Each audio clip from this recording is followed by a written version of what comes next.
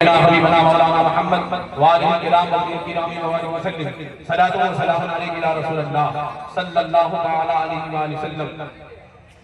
یا الہی غوث اعظم کے غلاموں میں قبول، یا الہی غوث اعظم کے غلاموں میں قبول، یا الہی غوث اعظم کے غلاموں میں قبول۔ درود پاک پڑھیے، اللہم صلی علی سیدنا شفیعنا نبینا مولانا محمد وآلہ الکرام وبارک وسلم صلاۃ و سلام علیک یا رسول اللہ صلی اللہ علیہ وسلم۔ پس پردہ تجھے ہر بزم میں شامل سمجھتے ہیں، پس پردہ تجھے ہر بزم میں شامل سمجھتے ہیں۔ کوئی محفل ہو اس کو ہم تیری محفل سمجھتے ہیں، کوئی محفل ہو اس کو ہم تیری محفل سمجھتے ہیں۔ عزیزان ملت اسلامیہ، اللہ والوں کی زندگی اور ان کی سیرت طیبہ کہ درخشندہ اور تابندہ پہلو مبارکہ آنے والے قوم کے لیے، آنے والی نسلوں کے لیے لانے ہدایت ہوا کرتی ہے اور ان کے لیے پرمش چیز ہوا کرتی ہے۔ اور وہ اللہ والوں کی زندگی کو جب انسان پڑھتا ہے تو ان راہ ہدایت پا جاتا ہے، انسان کامیاب ہو جاتا ہے۔ اس نوری کے محفل میں آپ تشریف لائے ہیں، میں آپ کو بتا دوں اسی نوری کے حوالے سے میں اسی ذات پاک، اسی عظیم شخصیت، اسی ذات بابرکت کے حوالے سے میں کچھ بات لے کر آپ کے سماعتوں کے حوالے حاضر ہوں۔ وہ ذات جن کو دیکھنے والی بہت سی نگاہیں اس اسٹیج پر موجود ہیں اور اس نگاہیں فیض سے فیض یاب ہو کر آج کے زمانے میں چمک رہے ہیں۔ ہاں ہاں، میری ذات سیدی سرکار تاجدار اہل سنت شہزادہ اعلیٰ حضرت مفتی اعظم عالم اسلام حضور مفتی اعظم ہند رضی اللہ تعالیٰ عنہ کی ذات بابرکات ہے۔ وہ مفتی اعظم ہند رضی اللہ تعالیٰ عنہ جن کے زمانے میں آج ڈنکا بج رہا ہے، وہ مفتی اعظم ہند رضی اللہ تعالیٰ عنہ جن کے فیضان نظر سے آج لوگ فیضیاب ہو رہے ہیں۔ اور آج اس پاکباری کی سرزمین پر آج یہ 44واں سالانہ عرس مبارکہ ہے۔ 44 سال سے اس سرزمین کے لوگ مفتی اعظم عالم اسلام رضی اللہ تعالیٰ عنہ کے فیوز و برکات سے مالا مال ہو رہے ہیں۔ عزیزان ملت اسلامیہ، آج یہ میں سمجھاتا چلوں کون مفتی اعظم؟ وہ مفتی اعظم جن کی ذات بڑی بابرکت تھی، وہ مفتی اعظم جن کی ذات گرامی کا معاملہ ایسا ہے کہ پوری زندگی، پورا سرمایہ حیات، پوری توانائیاں، پوری صلاحیتیں آپ نے اپنے مولا کے رضا کے لیے وقف کر دیا تھا، دین مصطفیٰ صلی اللہ علیہ وسلم کے لیے وقف فرما دیا تھا۔ آئیے کون مفتی اعظم؟ وہ مفتی اعظم جن کے نگاہوں میں جلال خداوندی سمایا ہوا تھا، وہ مفتی اعظم جن کے دل میں محبت رسول کے شرارے تھے، وہ مفتی اعظم جن کے سینے میں صدیق اکبر کے خلوص و پیار کی تنویر تھی، وہ مفتی اعظم جن کے پیشانی میں دشمنان رسول کے لیے فاروق اعظم کی سختی و شدت کے جلوے نظر آتے تھے، وہ مفتی اعظم جن کے قلب میں سنت عثمانی میں مچلتی ہوئی شان استغنا تھی، وہ مفتی اعظم جو اہل رسول کے ادب کرتے تھے تو ایسا لگتا تھا جنید سید الطائفہ، جنید بغدادی رضی اللہ تعالیٰ عنہ کے مسلک پہ چلتے ہوئے نظر آتے تھے، وہ مفتی اعظم جن کو جو حفظ حدیث میں سیدنا امام بخاری رضی اللہ تعالیٰ عنہ کی جانشینی نظر نشینی کرتے ہوئے نظر آتے تھے، وہ مفتی اعظم جن کے نقطہ آخری میں امام شافعی کی مجتہدانہ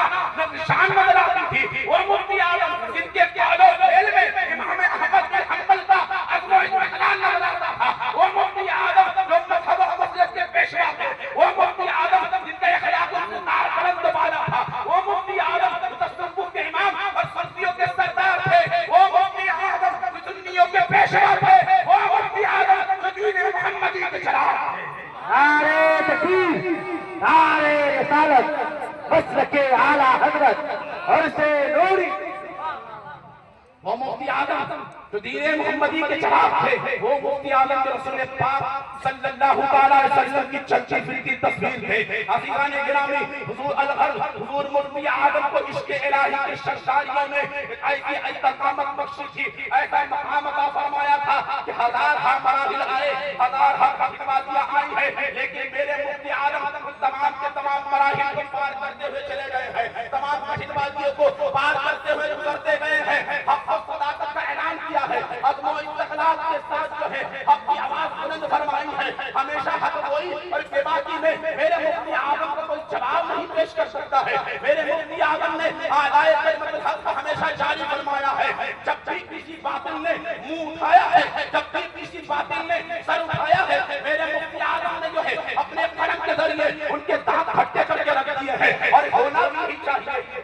شان ہوتی ہے جب لوگ حق بات بولنے سے عاجز ہو جاتے ہیں تو ایک اللہ کا سچے ولی اور ایک عالم کامل کا کردار ہوتا ہے کہ وہ اپنے قلم کے ذریعے اپنے تقریر کے ذریعے اپنے تقریر و بیان کے ذریعے جو ہے باطل کا منہ توڑ جواب دیتا ہے. حضور مفتی اعظم ہند رضی اللہ تعالیٰ عنہ کو زمانہ میں دیکھا ہے کہ آپ نے باطل کے کشتیوں کو ڈبو کر رکھ دیا ہے, آپ نے باطل کا ایوان میں سلسلہ برپا فرما کر رکھ دیا ہے, ہمیشہ حق و صداقت کی آواز بلند فرمائی ہے. آئیے اس کی بات دلیل ایک واقعہ ہے. آپ علماء کرام یہاں تشریف رکھتے ہیں, علماء کرام وہ واقعہ جانتے ہیں. پاکستان کا ایک واقعہ آیا کہ پاکستان اس وقت جو ہے, اس وقت پاکستان جو ہمارا پڑوسی ملک ہے, اس وقت صدر جو ہے جنرل ایوب خان نامی ایک صدر تھا. اس وقت جو ہے معاملہ یہ تھا کہ رویت ہلال کمیٹی تشکیل کی گئی, یعنی رویت ہلال کمیٹی بنائی گئی, یعنی چاند دیکھنے کی کمیٹی کو رویت ہلال کمیٹی کہتے ہیں. رویت ہلال کمیٹی بنائی گئی. جنرل ایوب خان کے دور میں معاملہ یہ ہوتا تھا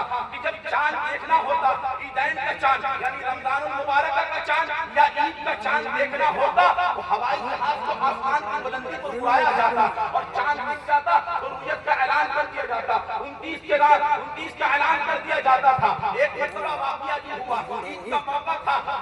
جہاز اڑایا گیا اور جہاز اڑانے کے بعد پورب سے جہاز اڑایا گیا, پشچم کی جانب جاتے جاتے جو ہے چاند نظر آ گیا ہے. معاملہ یہ ہوا 29 کے رویت کا اعلان کر دیا گیا, 29 رمضان کا اعلان کرا دیا گیا ہے کہ کل عید کی نماز ادا کی جائے گی. لیکن اس وقت علماء اہل سنت تشریف فرما تھے, انہوں نے اس بات غلط کیا ہے, نہیں ایسا کرنا غلط ہے. اب جب صدر جنرل ایوب خان کے پاس یہ بات پہنچی, حکومت کے پاس یہ جب بات پہنچی ہے, اب حکومت نے جو ہے کیا کیا, جب بات علماء کرام نے نہیں مانی تو حکومت نے اس دفتر لکھوائے اور تمام اسلامی ممالکت میں بھیجے گئے, مصر بھیجے گئے, اردن بھیجا گیا, عرب بھیجا گیا اور ہندوستان کی سرزمین بریلی شریف میں بارگاہ مفتی اعظم ہند رضی اللہ تعالیٰ عنہ میں بھی ایک استفتاء لکھ کر بھیجا گیا. حضور مفتی اعظم ہند رضی اللہ تعالیٰ عنہ سے پہلے جتنے مفتیان کرام نے فتاوے لکھے تھے سب نے حکومت کے تعین میں لکھی تھی. سب نے یہ کہا کہ جہاز کو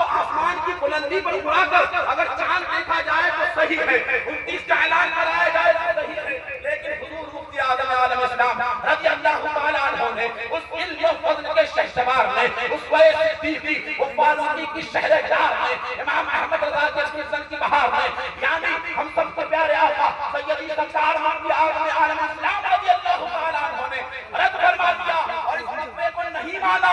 آپ نے ایک بے نظیر فتویٰ تحریر فرمایا, ایک بے مثال فتویٰ تحریر فرمایا جس کا مضمون کچھ اس طرح تھا کہ سنیں, آپ نے لکھا کہ روزہ رکھنا, چاند دیکھ کر روزہ رکھنا اور عید کرنے کا حکم شرعی ہے, یعنی چاند دیکھ کر روزہ